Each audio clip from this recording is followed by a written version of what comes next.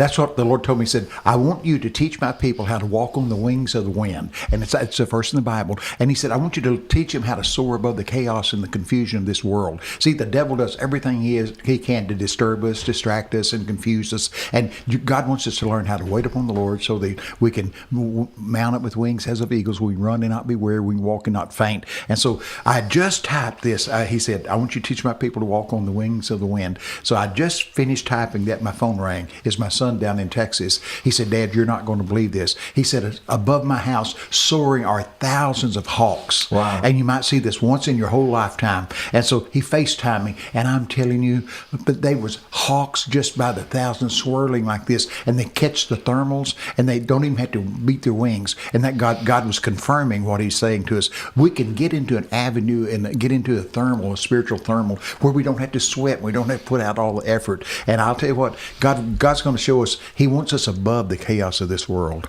And what do you think that chaos is? Is it like, is it natural things? Is it stuff in the spirit? Like, what is this? Okay, this you chaos? really want to know. Yes. Here it is. It's witchcraft. Okay. Witchcraft has been released through the political parties. Wow. And lawlessness. Yeah. Lawlessness. Wow. And now, I don't know how deep you want to get into this, but Nancy Pelosi stood up after the President of the United States gave the State of the Union. And she stands there and very intentionally rips the speech up. Now, that's rebellion. Rebellion is as the sin of witchcraft, and that's what's wrong. So you think, no, it's political. No, the political, that was the avenue the devil used to bring in all this confusion. And a house divided, what? Can't stand. But God's up to something.